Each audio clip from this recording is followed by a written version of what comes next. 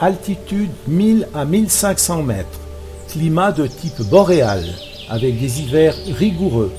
Si les précipitations sont abondantes, le sol calcaire karstique laisse facilement l'eau pénétrer en profondeur. Le silence n'est rompu que par le chant des oiseaux et le crissement des pas du promeneur sur un lit de feuilles mortes et d'aiguilles de sapin. Nous sommes dans la forêt du Rizou, qui s'étend de part et d'autre de la frontière du Jura suisse et français, au nord-ouest du lac de Joux et plus au sud. C'est là que poussent, en rang serré, des épicéas plusieurs fois centenaires, formant une cathédrale végétale où chaque individu n'aspire qu'à une chose, croître vers le ciel pour y retrouver la lumière. Le climat et le sol ne leur permettent qu'une croissance lente et régulière pendant les 3 à 4 mois d'été. C'est là que le luthier ou le fabricant de corps des Alpes va trouver son bois de résonance pour ses instruments. Pas mon arbre, s'il te plaît. Et pas le mien non plus, alors. Mais le choix est difficile. Peut-être un arbre sur 100 ou 1000 conviendra. Bonjour Monsieur Gaulet, je vous remercie d'avoir bien voulu accepter ce petit entretien. On va commencer par parler de votre biographie. Oui, bonjour Monsieur Yacker, merci. Voilà, je m'appelle Armand Gaulet. Depuis l'âge de 16 ans, j'ai travaillé en forêt. Voilà, j'ai passé 36 ans dans les forêts communales du lieu où j'ai pu exercer mon métier de forestier. Une des principales activités était l'exploitation forestière de magnifiques forêts de résineux avec un peu de feuillus. Dans ces résineux, il y avait des arbres de très grande qualité qu'on a pu vendre à des luthiers ou des fabricants de corps des Alpes ou des gens qui faisaient des boîtes à machin, qui avaient besoin d'excellents bois pour faire la pliure, la partie qui est autour de la boîte. C'était pour chaque année qu'on pouvait travailler parce que les bois dont ils ont besoin pour faire leur violon ou leur violoncelle ou guitare, on n'en a pas dans chaque coupe de bois. Donc on a toujours martelé les coupes, choisi les arbres qui devaient partir, qui devaient laisser la place aux suivants. C'est Donc, la forêt avant naturelle. d'être commerçant, vous étiez d'abord forestier, c'est-à-dire protecteur de la forêt. Voilà. Donc en général, l'arbre qu'on choisit de couper, c'est pour faire de la place à son successeur. Vous venez de me dire tout à l'heure que l'une des activités qui se passe ici dans la région, c'est la fabrication des boîtes pour le Mont d'Or. Est-ce que c'est une activité importante ou pas? Oui, relativement importante parce que le village de Charbonnières est le berceau du vacherin Mont d'Or et ce fromage, il faut le mettre dans une boîte. Donc le forestier devait fournir du bois pour faire les fonds et le couvercle de la boîte, ainsi que le tour de la boîte qu'on appelle de la pliure. Et cette pliure, elle était prise de des excellents bois de montagne, de qualité proche du bois de résonance. En 1536, les Bernois ont envahi le pays de Vaud et quelques années après, ils se sont rendus compte que les Bourguignons pouvaient pénétrer à travers le Rizou dans le pays de Vaud et ils ont mis à bas cette forêt. Après la Révolution française, les 3 communes de la vallée ont voulu exploiter ou que le canton de Vaud ou que le Conseil d'État de l'époque remette une partie des surfaces de ces forêts du Rizou à ces 3 communes. Il y a eu des procès pendant plus d'un siècle et l'exploitation des forêts du Rizou a vraiment démarré dans les années 20 par les constructions de chemins. Et après, le gros de l'exploitation s'est fait au moment de la mécanisation. Comme c'était des forêts très éloignées des villages, donc les hauts de Rizou, ils ont surtout été exploités depuis les années 60. Voilà, là on peut remarquer que les arbres ont déjà bien perdu leurs branches basses. On voit qu'il y a un arbre qui a une 50aine d'années, le plus petit qu'on voit en face, à côté qui a une centaine d'années. Voilà, ça c'est un épicéa de la race columnaire qui a la branche pendante. Ce sont en général, c'est des signes de qualité, des bois très fins, des bois il peut convenir pour la résonance. Comment la période de végétation est très courte, c'est des endroits très froids. On peut remarquer sur le fût de ce foyard des traces de gelivure. Donc une trace est relativement fraîche et une est déjà cicatrisée. Donc ces derniers hivers, il a certainement gelé et l'écorce a éclaté. Voilà un arbre qui conviendrait bien pour faire décor des Alpes. Il est droit, bien maintenu. Peu ou pas de branches sèches. Il n'y a pas de rotation. Non. On espère qu'il soit sain et qu'il ait le cœur bien centré. Et des veines, des cernes très régulières. La direction d'abattage, elle serait là. Elle se situe là. La sortie pour le tracteur est juste sur le petit plateau. Ici, une piste où on passe avec les tracteurs. Voilà un sapin blanc qui a 2 ans d'âge. Voilà un sapin blanc d'1 année. Et souvent de résoudre la régénération naturelle des résineux se fait sur d'anciennes souches de bois. Voilà un épicéa qui a poussé sur une souche qui a déjà une vingtaine d'années. La pousse de l'année passée, 2016, elle fait à peine 2 cm. Voilà un épicéa qui semble destiné au bois de résonance.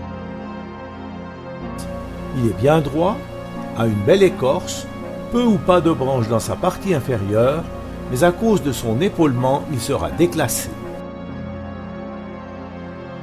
Encore un autre chemin pour le tracteur.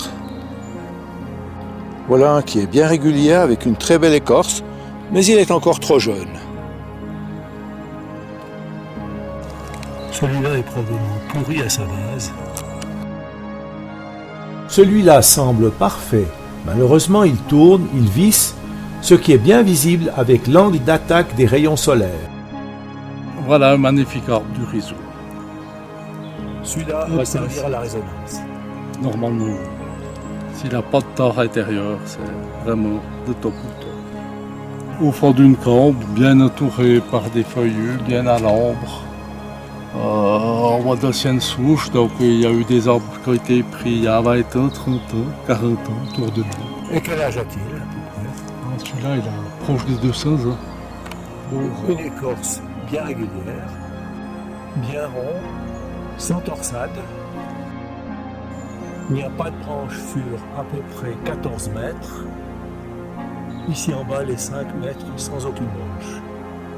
Voilà, pour le violon, il faudrait prendre les 5 mètres inférieurs. Ici, il y a déjà des nœuds. Ça pourrait jouer pour le corps des Alpes.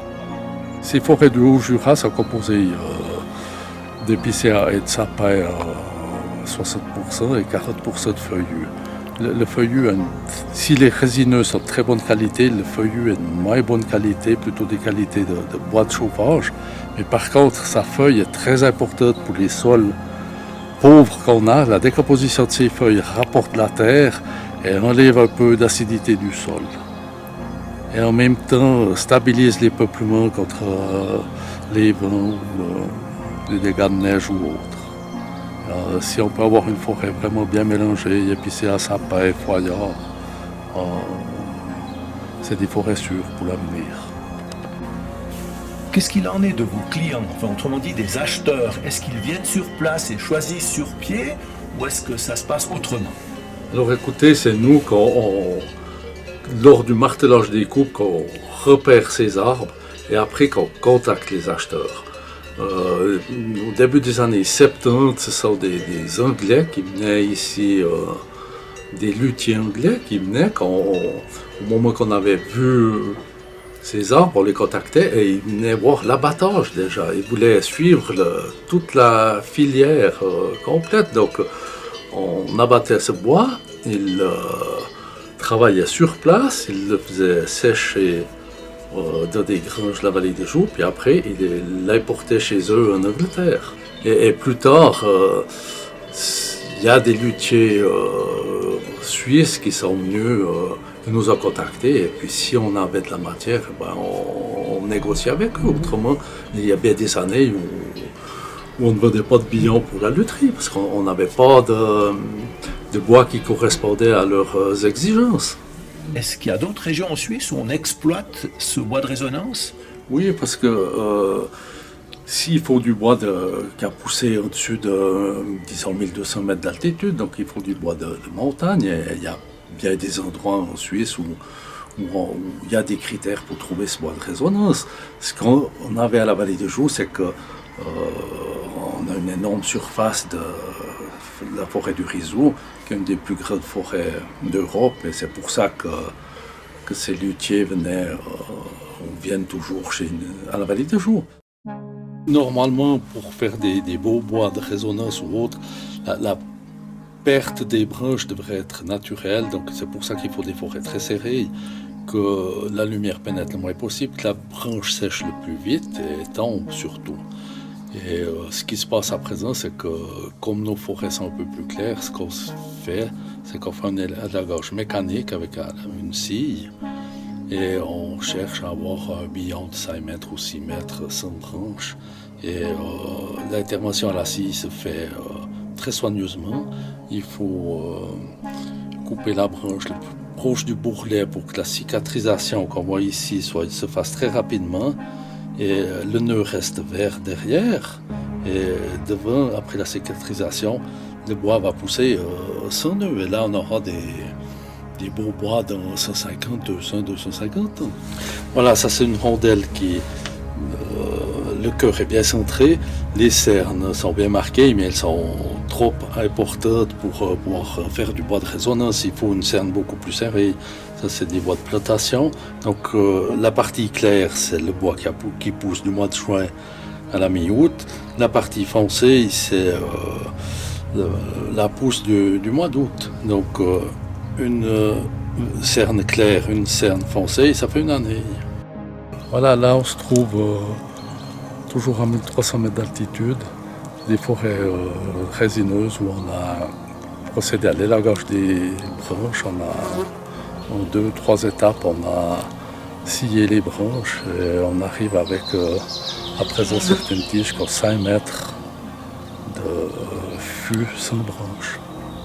Et là sur ma droite, on peut voir un développement de rajeunissement d'épicéas de différentes hauteurs et diamètres.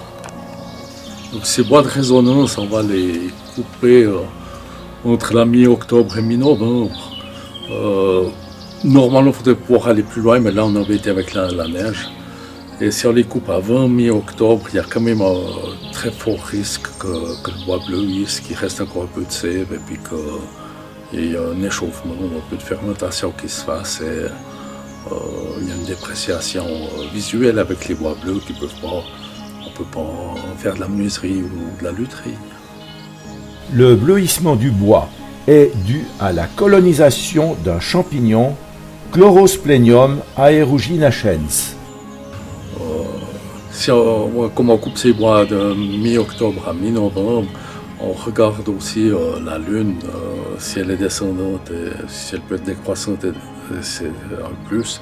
Et les bois sont de meilleure qualité, sèchent plus vite. Quel est l'avenir de l'exploitation de cette forêt, compte tenu qu'on dit que les bois doivent avoir 200, 300 ans? Comment on va réaliser cette exploitation?